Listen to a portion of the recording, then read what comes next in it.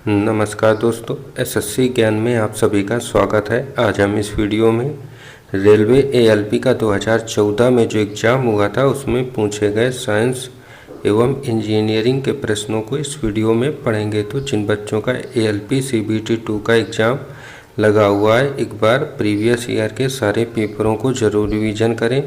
मैंने जितनी भी शिफ्टों में रेलवे एएलपी के एग्ज़ाम अभी तक हो चुके हैं उनके सारे वीडियो डाल दिए हैं, और बाकी जो बचे हुए शिफ्टों के पेपर हैं उनके भी वीडियो एग्ज़ाम से पहले तक सारे डाल दूंगा। तो आप लोग चैनल से जुड़े रहें, चैनल को सब्सक्राइब कर लें जिससे आप सभी तक डेली के वीडियो पहुंचते रहें। तो बढ़ते हैं अपने आज के पेपर में और देखते हैं 15 जून 2014 को जो फर्स्ट शिफ्ट में एग्ज़ाम हुआ था उसमें किस टाइप के और कैसे प्रश्न पूछे गए थे।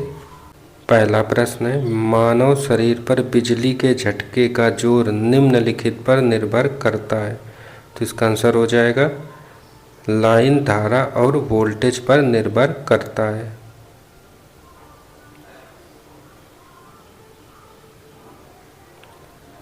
अगला प्रश्न पूछा गया था, फ्यूज के लिए निम्नलिखित सामग्री सर्वश्रेष्ठ है लेकिन प्रायः इसका प्रयोग नहीं किया जाता। तो इसका आंसर हो जाएगा सिल्वर के लिए। तो ऑप्शन सी इसका राइट आंसर होगा।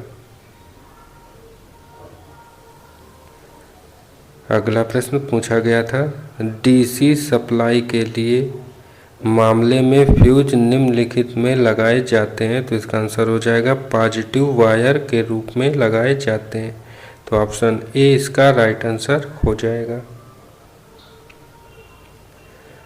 अगला प्रश्न पूछा गया था, विद्युत माप यंत्रण में विद्युत ऊर्जा निम्नलिखित में रूपांतरित की जाती है। तो इसका आंसर हो जाएगा यांत्रिक ऊर्जा के रूप में। तो ऑप्शन बी इसका राइट आंसर होगा। अगला प्रश्न है, मेगर निम्नलिखित मापने के लिए प्रयोग किया जाता है। तो आंसर हो जाएगा इंसुलेशन का प्रतिरोध। तो ऑप्शन बी इसका राइट आंसर हो जाएगा।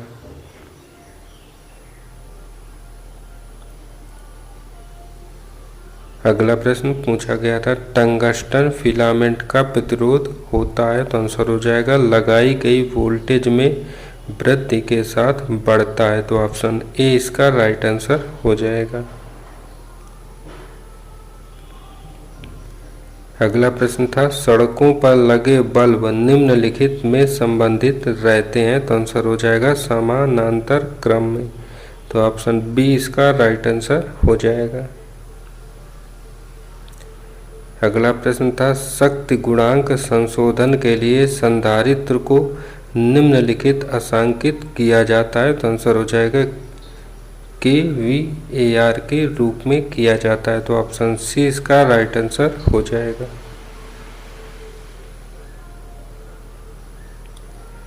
अगला प्रश्न था, यदि मशीन की दक्षता अधिक होनी हो तब क्या कम होना चाहिए।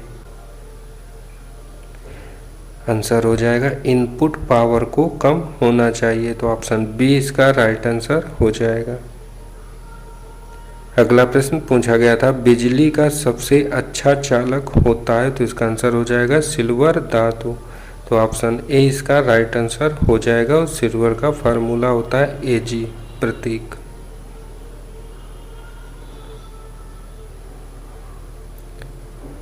अगला प्रश्न पूछा गया था, टेप रिकॉर्डर की ध्वनि में बुदबुदाहट निम्नलिखित के कारण से हो सकती है। तो आंसर हो जाएगा इसका ड्राइविंग बेल्ट ढीली होने पर और पिंच रोलर स्लिप कर रहा है तब दोनों की स्थिति में हो सकती है। तो ऑप्शन सी इसका राइट आंसर हो जाएगा, ए और बी दोनों।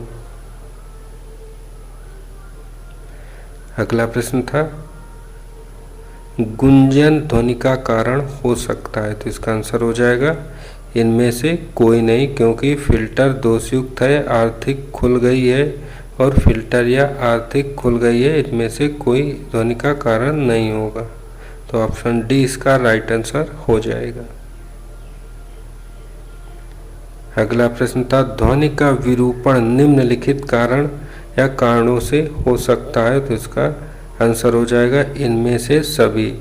क्योंकि आईसी का आउटपुट घट गया है, इस कारण से भी आईसी का आउटपुट फिल्टर खुला परिपथ हो गया है, इस कारण भी, और आईसी को अधिक इनपुट दिया गया है, इस कारण भी, इन तीनों के कारणों से हो सकता है। तो ऑप्शन डी इसका राइट आंसर हो जाएगा। अगला प्रश्न पूछा था, माप यंत्र जिसमें पेन और ग्राफ पेपर की सुविधा रहती है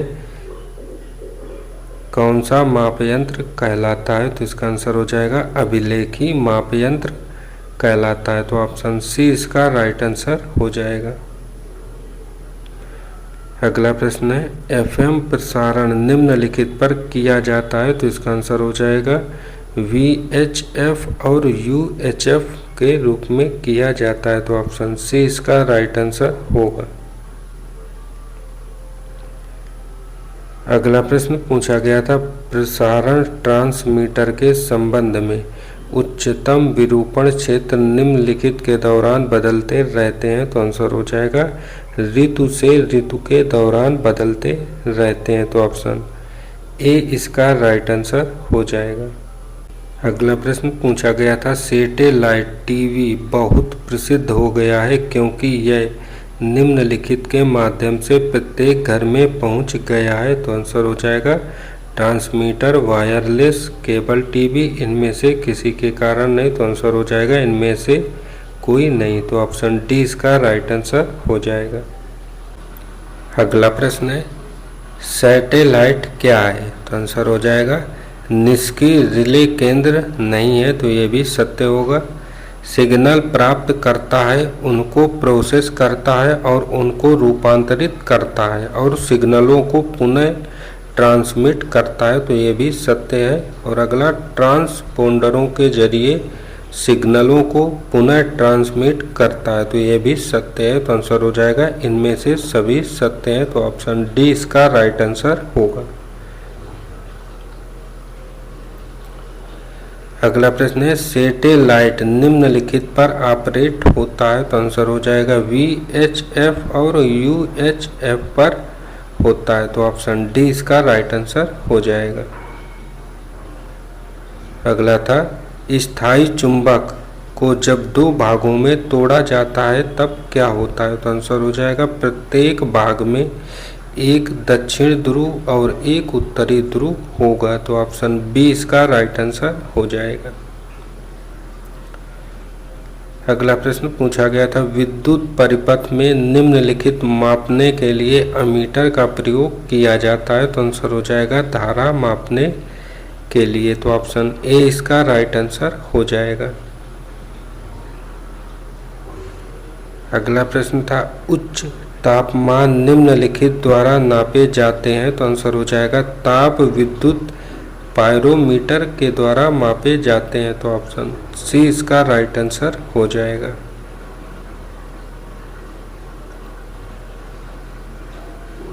अगला प्रश्न पूछा गया था, मानव शरीर से गुजरने वाली धारा का परिमाण यदि निम्नलिखित हो तब आघात की अनुभूति नहीं होगी? तो आंसर हो जाएगा 8 से 15 एमए के बीच में हो तब। तो ऑप्शन सी इसका राइट आंसर होगा।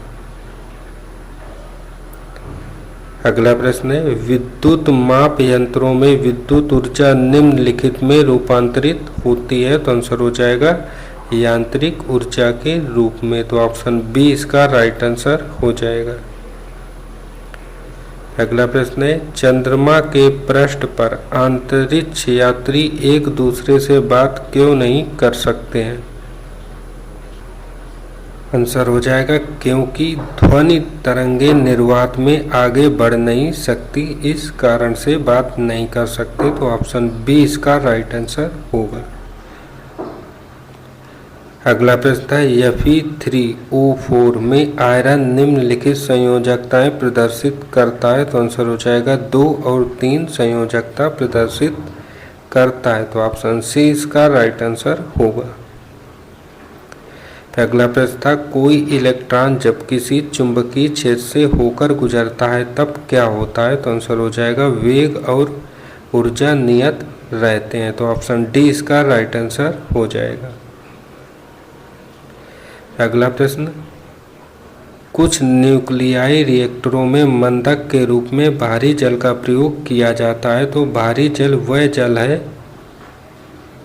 तो आंसर हो जाएगा जिसमें हाइड्रोजन परमाणुओं की बजाय ड्यूटेरियम होता है, तो ऑप्शन डी इसका राइट आंसर होगा। अगला प्रश्न था, साधारण तापमान पर जल द्रव रूप में और हाइड्रोजन सल्फाइड गैस के रूप में होती है, इसका कारण निम्न की विद्यमानता है, तो आंसर हो जाएगा जल में हाइड्रोजन बंधन की विद्यमानता के कारण होता है, तो ऑप्शन डी इसका राइट आंसर होगा। अगला प्रश्न था, संवेग के बदलाव की दर निम्नलिखित के समानुपाती होती है, तो आंसर हो जाएगा बल के, तो ऑप्शन बी इसका राइट आंसर होगा। अगला प्रश्न था, ऊष्मागतिकी के प्रथम नियम के संबंध में निम्न में से कौन सा कथन सही नहीं है, तो आंसर हो जाएगा ऊर्जा को एक रूप से दूसरे रूप में परिवर्तित नहीं किया जा सकता है, तो ऑप्शन सी इसका राइट आंसर होगा। अगला प्रश्न था, कार्बन की प्रतिशतता निम्नलिखित में से किसमें सबसे कम होती है, तो आंसर हो जाएगा पिटवा लोहा में, तो ऑप्शन डी इसका राइट आंसर होगा। अगला था, खाना बनाने की गैस में 80% क्या होता है, तो आंसर हो जाएगा मीथेन गैस होती है, तो ऑप्शन डी इसका राइट आंसर होगा। अगला था, कंप्यूटरों के लिए आईसी चिप्स आमतौर पर निम्नलिखित के कारण बनाए जाते हैं, तो इसका आंसर हो जाएगा सिलिकॉन के कारण, तो ऑप्शन सी इसका राइट आंसर होगा। अगला था, कोई व्यक्ति पृथ्वी पर सबसे कम दबाव निम्नलिखित अवस्था में डालता है, तो आंसर हो जाएगा जब वह भूपृष्ठ पर लेटी हो तब, तो ऑप्शन सी इसका राइट आंसर हो जाएगा। अगला प्रश्न है, चलती बस के अकस्मात रुक जाने पर यात्रियों पर आगे की ओर धक्का लगने का कारण होता है, तो आंसर हो जाएगा यात्रियों का जड़त्व नियम, तो ऑप्शन सी इसका राइट आंसर होगा।